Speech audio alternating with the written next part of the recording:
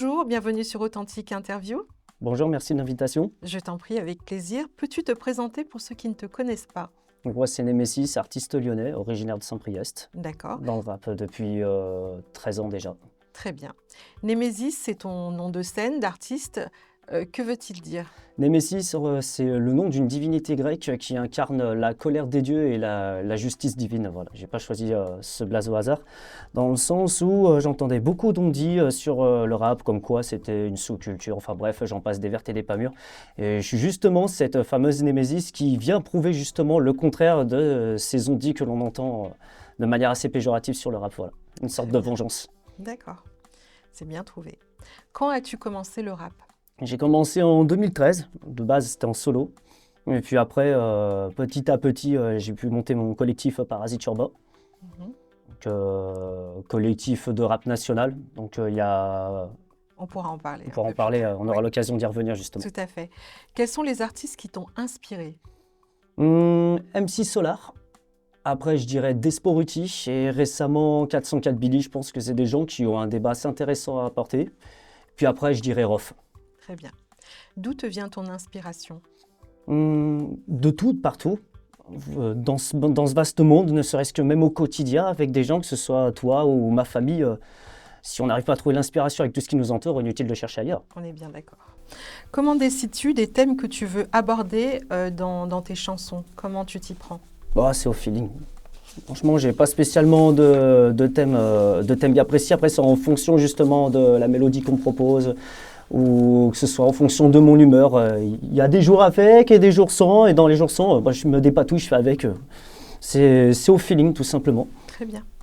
Comment vois-tu l'évolution de ton style de rap au fil du temps? Comment je vois l'évolution? Peut-être m'ouvrir un peu plus sur d'autres branches. Je suis assez curieux. Parce que, bon, d'accord, rap, d'accord. Après, j'ai envie de dire que le point de départ dans la musique, c'était justement de m'élancer en tant que passionné de musique.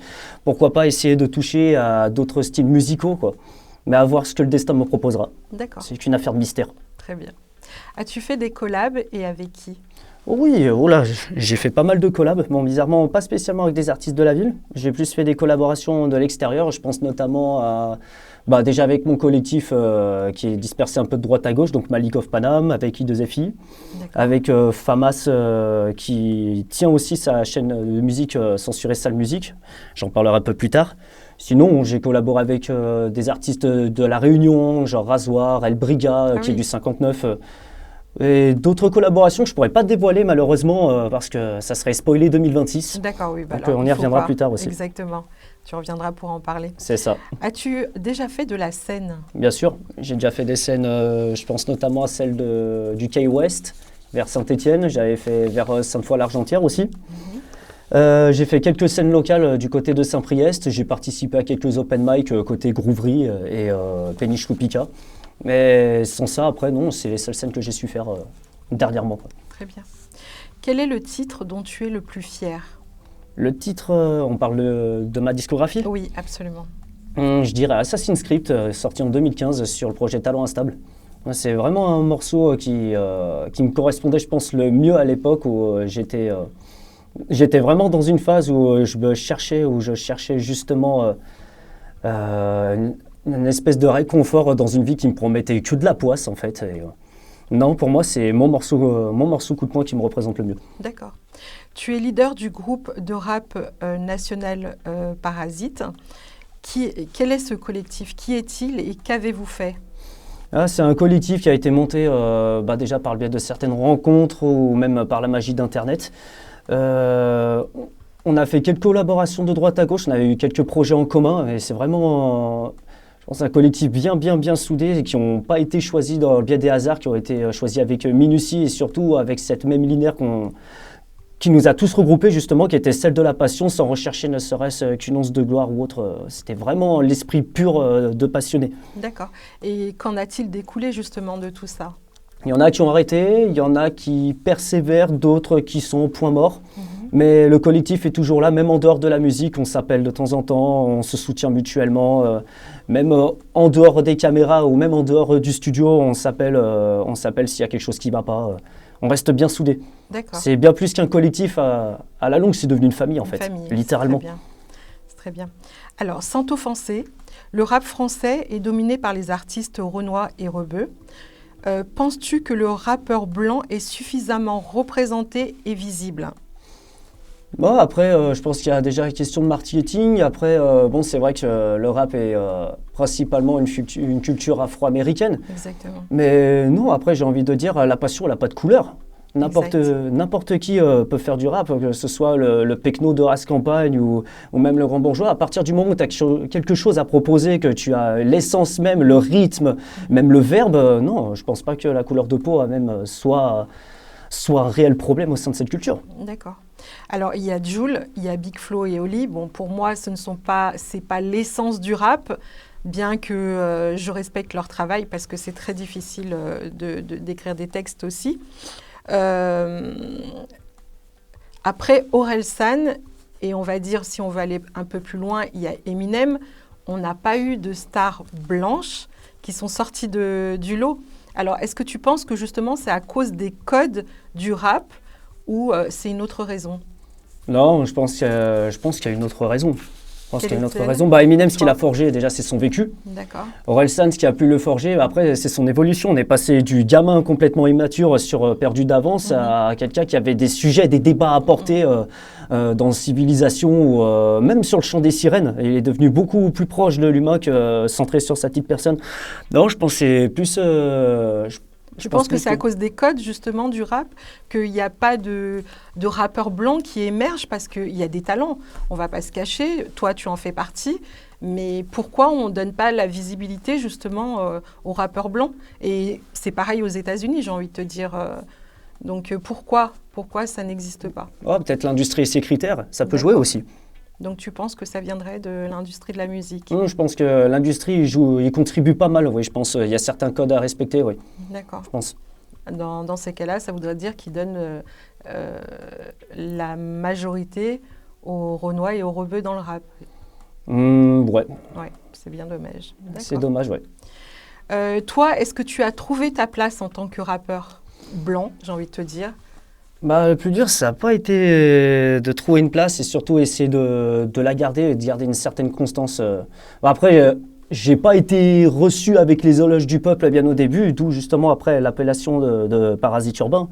Parce qu'on j'étais perçu comme un pestiféré, vraiment le gamin indésirable. J'en ai essuyé des insultes. Et c'est à cause de quoi justement? Justement, la couleur de peau, elle y a contribué.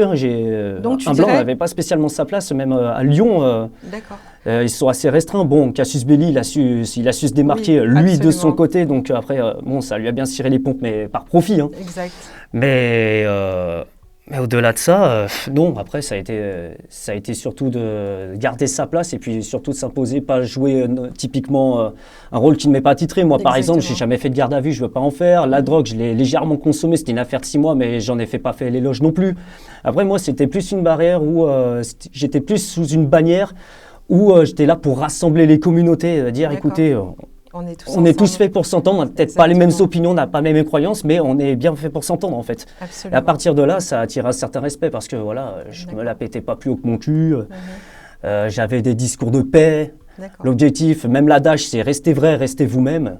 Donc oui, à la longue, ça attire une certaine forme de respect. Puis il y a aussi cette casquette de chroniqueur, j'y reviendrai un peu plus tard, chroniqueur qui a attiré justement le respect parce que le travail justement de ces artistes était énormément écouté et il y avait un retour. D'accord, très bien. Est-ce que, alors, ce qui en découle, est-ce qu'il y a une forme de racisme justement dans le rap, dans l'univers du rap? Parce qu'on le voit déjà envers les femmes ne sont pas beaucoup acceptées. Est-ce que maintenant, on a cet autre problème du rappeur blanc qui n'est pas accepté aussi? Parce qu'en toute honnêteté, moi, je n'en vois pas qui émergent et c'est un réel problème, justement. Ouais, il y a des femmes qui émergent en matière de rap, mais je trouve que c'est un peu trop cliché. Elles sont plus portées, par exemple, chez niveau luxure. C'est plus de la mise en valeur de l'emballage et non au détriment de son contenu, ce qui est relativement dommage. Pourtant, il pourrait y en avoir des femmes qui auraient quelque chose à proposer au niveau de la plume. Je pense à ma sœur Saphir Sphère, bien évidemment. Elle a une plume incroyable et pourtant, c'est une femme pudique qui ne se laisse pas marcher dessus. Alors, elle mérite, mais après, je pense qu'il y a question aussi de caractère, savoir s'imposer en tant que femme dans un milieu particulièrement misogyne et sexiste. Exactement. Et après, au niveau des rappeurs blancs, non, après... Bon, après, c'est une forme de racisme, oui, peut-être, mais ils le déclareront pas sur tous les toits. C'est comme ceux qui déversent leur haine raciale sur les réseaux. Ils vont se lâcher plein derrière un ordinateur, un téléphone portable, mais on les verra pas dehors. Absolument. C'est pareil. Alors, tout à fait. Quel conseil donnerais-tu aux jeunes rappeurs blancs et en général, tous les jeunes rappeurs? Qu'est-ce que tu leur donnerais comme conseil? Restez focus, restez vous-même, restez passionné avant tout. Ne vous préoccupez pas de la vie des autres, faites ce que vous avez à faire. Très bien. Et gardez espérance, le travail finit toujours par payer. On est d'accord. Que penses-tu du rap lyonnais? Ah, j'adore cette question-là, on va y venir justement. Après, c'est un milieu qui recèle de beaucoup de talent. Ils sont touchés par le talent, mais ils sont maudits par leur ego. C'est un milieu qui est relativement très égocentrique, égoïste. Chacun fait ses bails dans son coin sans se préoccuper de ce qui se passe aux alentours. Et c'est relativement dommage. Après, c'est vraiment paradoxal parce que moi, j'en ai fait l'expérience justement. Ça vient en privé pour te demander du soutien sur un son. Par eux-mêmes, ils n'en donnent pas parce que par souci de fierté, il y a cette fierté qui les bloque. Et c'est dommage, il y a aussi ce souci d'ego. Tu les entends, ils ont inventé le fusil et la poudre, alors que oui, mais d'accord, mais t'as quoi de spécial à reproposer? D'accord, la rue, d'accord, les armes, d'accord, le matérialisme, mais t'as quoi de positif sinon à proposer? Alors, sur ça, je te rejoins, tu as entièrement raison, mais depuis que j'ai reçu tous les artistes, vous avez tous le même discours, mais vous ne créez pas l'unité. Alors, est-ce que peut-être que Authentique Interview va vous ouvrir les yeux, vous, rappeurs lyonnais, pour enfin créer l'esprit de cohésion? Après, j'ai tenté justement d'apporter cet esprit de cohésion par le biais des interviews en parlant de tels projets d'artistes. À l'époque, c'était les chroniques investigation de l'inspecteur Flav. Là, j'ai raccroché avec ma casquette parce que j'ai été une fois de plus déçu par ce milieu et puis surtout par la mentalité, que ce soit des artistes d'ici ou d'ailleurs. Mais j'ai essayé de créer cet esprit de cohésion, mine de rien, en parlant de projets, par exemple, du haut de mes collines de Satchok ou C'est réel, le EP de Laradji, Tour de France de Matevit. J'ai essayé de créer cet esprit de cohésion et surtout cet esprit de solidarité, d'écoute, surtout pour que les gens s'intéressent à l'actualité d'autres artistes. D'accord. Mais force est de constater que malheureusement, que ce soit ici ou ailleurs, il y a certaines mentalités qui ne changent pas. Après, faudrait qu'on s'ouvre plus, quoi. Faut pas avoir peur de remballer cette pseudo-fierté, d'aller voir l'autre. Écoute, j'aime bien ce que tu fais, collaborons ensemble. Ça coûte rien, en fait. Je sais pas, ça coûte pas son âme ou même son frère ou sa sœur. Exactement, ça donnerait une force monumentale et surtout... On demande que ça, justement, parce qu'on est perçu comme ça. On n'a pas cet esprit de cohésion qu'ils ont à Paris ou Marseille où, bon, il y a un petit frère qui rappe, allez... On va le monter au créneau, on connaît telle personne et connaît telle personne. Absolument. À Lyon, non, chacun reste dans son coin. Très individualiste. C'est dommage. Oui. Alors, qu'as-tu en préparation? Qu'est-ce que tu nous prépares? Si tu peux en parler, bien sûr. Bien sûr. Alors, cette année, je me suis démarqué avec la trilogie Bacchus, chapitre 1 et chapitre 2, qui sont sortis relativement bons. Peut-être, hormis le premier chapitre, je dirais, qui est sorti le 9 mai. De base, je vais le sortir le 8 mai, le jour de la victoire de 45. Mais bon, par des soucis techniques, j'ai décalé. Après, j'ai sorti le chapitre 2 récemment, le 11 septembre, date des attentats du World Trade Center. Et il y a le chapitre 3 qui sortira logiquement le 13 novembre. Voilà.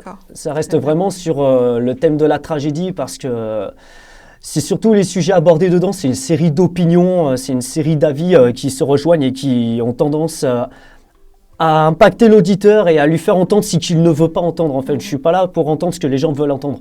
C'est amener un sujet, un débat, parler de tout. C'est important, baffer les tabous et arrêter cette casquette d'hypocrisie parce qu'il y a un tel qui a telle croyance, tel parti politique ou... Non, je pense qu'on est dans un mood où soit on parle de tout, soit on joue la carte de la double casquette. Je pense que c'est important, ouais. D'accord. Alors, quel est ton dernier titre? Le dernier titre en date, c'était un petit single, histoire de faire patienter la galerie. C'était Schizofrère 2.0 avec le frérot Mike, alias Roi Lion, rappeur de Rieux-la-Pape. D'accord. Et puis après, il y a un prochain titre qui sortira le 7 octobre. Il s'appellera Plan Sectaire, justement en featuring avec l'artiste de La Réunion, Rasoir. Voilà. Et après, on attendra le chapitre 3. Très bien. Qu'est-ce qui te donne la force, justement, de continuer à écrire, de rapper? D'où vient ta force? D'où vient ma force? Il y a plusieurs facteurs. Déjà, à la base, je vais être écrivain. C'est ma mère, en me faisant écouter MC Solar, qui m'a poussé justement à porter ma plume par la parole. D'accord. Alors que je devais juste sortir des livres, j'étais bercé par Hemingway, Robert Louis Stevenson, Solzhenitsyn, Dostoïevski, George Orwell. Puis après, non, c'est l'amour du verbe, c'est l'amour de l'écriture. On est une famille d'artistes. Ma mère m'a beaucoup bercé justement à des mots qui sortent de l'ordinaire, genre psittacisme, leucocélophobie. C'est l'amour du verbe qui m'a amené jusqu'ici. D'accord, ça se sent. Et accessoirement, bon, il y a ma famille qui me booste derrière, il y a mes enfants, il y a ma femme qui a beaucoup contribué, surtout à l'ouverture du label TPQL Music. On en vient justement à ce fameux proverbe de derrière chaque grand homme qui réussit se cache une femme qui a beaucoup sacrifié pour pouvoir subvenir à sa réussite. Donc j'ai énormément de respect pour les femmes. Tu as de la chance d'avoir une femme comme ça. Si tu pouvais faire une collaboration avec un artiste connu, ce serait avec qui? Freeze Corleone. Lui, il a des punchlines et il a des références historiques que j'ignorais jusqu'à présent. Moi, tout ce qui est délire, théorie, complot, etc., je suis buté à fond dedans. J'aime bien me documenter sur comment ce monde fonctionne, les dessous de ce monde, ces magouilles.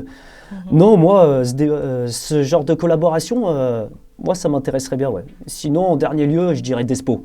D'accord. Lui aussi, il a des sujets intéressants depuis Conviction suicidaire, même au-delà des cires et du charbon, il avait des débats à porter, ouais. Très bien. Parle-nous des scènes que tu as faites. Les scènes que j'ai faites, bon, après, il y avait Saint-Étienne et puis Lyon. Après, c'est les seules scènes dont j'ai su faire.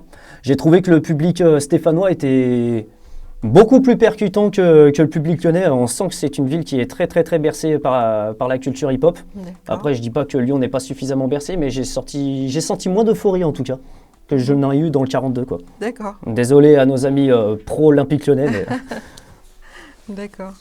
Qu'est-ce que tu nous prépares là? Est-ce qu'il y a quelque chose qui sort dans l'actuel ou ça sera plus en 2026? Alors en 2026, ça sera surtout des collaborations. Je serai un petit peu moins présent pour des affaires personnelles. Et sinon, là, je suis en pleine préparation du dernier chapitre de Bacchus. Je prends mon temps et surtout de l'écoute parce que je veux vraiment que ce dernier chapitre soit plus percutant que le premier et le deuxième et laisse vraiment une marque au fer rouge pour cette année 2025. D'accord, très bien. Où peut-on t'écouter? On peut me suivre sur Spotify, Nemesis Parasite Urbain. On peut m'écouter aussi sur YouTube Music. Et puis, on peut m'écouter également sur Deezer et... Après, on peut me follow sur Instagram, TikTok, Nemesis Parasite Urbain Off. D'accord. Voilà. As-tu des messages à faire passer? Des messages à faire passer? Ceux qui te suivent, ceux qui te connaissent ou des messages pour Lyon, des rappeurs? C'est le moment. Ouais, c'est le moment. Ouais. J'attends, je vais m'adresser directement à la caméra parce que je suis sûr qu'en ce moment, les rappeurs, il y a quelques MC qui vont regarder justement cette interview. Donc, c'est à vous que je m'adresse. Soyez plus ouverts, soyez plus à l'écoute. Restez sur cette gamme de passionnés. Et quoi qu'il arrive, n'oubliez jamais l'adage qu'une vie sans passion est une existence morte. Gardez ce goût de la chose. Voilà. Et merci d'avance à ceux qui suivent l'actualité. Il ne faut pas oublier que 99% de la réussite d'un artiste passe par le public. Alors les artistes qui disent « Ouais, nous, on n'a pas de compte à rendre à personne, on s'est fait tout seul », c'est faux. Le public, merci à vous. Big love sur vous. Est-ce que tu as des big up à faire passer justement? Dans un premier temps, oui, à mon équipe Parasite Urbain, Malikov Pada, Mi2FI, Samsoul, Fama CSM, à ma femme bien évidemment, qui est le pilier de toutes ces choses et toute cette positivité qui est arrivée récemment, à mes filles, et puis aux artistes d'ici et d'ailleurs que j'ai pu chroniquer, je pense notamment à Satchok, lui, il m'avait beaucoup appris de la scène et surtout de l'avancée, surtout de ma linéaire à tenir, je lui en suis infiniment reconnaissant. Un gros big up à Sampler aussi, qui par le biais de ses ateliers écriture à l'époque a beaucoup affûté la plume de n'importe qui. Lyon, ouais. À Saphir Sphère, ma soeur bien évidemment, elle je l'oublie pas. Puis je dirais à Michou aussi, Mike, Roi Lion. Il est prometteur, il y a encore du boulot à faire, mais je sens la patte du truc et on va y travailler justement avec TPQL Music, ce n'est juste qu'une question de temps. Et puis à tous ceux que je n'ai pas cités, il y en aurait une liste et une liste et une liste et... On en aura jusqu'à demain, je pense. J'aurai épuisé le stock de la caméra, là. D'accord. En tout cas, merci beaucoup pour ton franc-parler, ton élocution impeccable. Je suis très touchée. Et puis, je te souhaite la réussite et le succès encore plus. Eh bien, merci bien. Je rends l'appareil, bien évidemment. Merci beaucoup. À bientôt. À bientôt.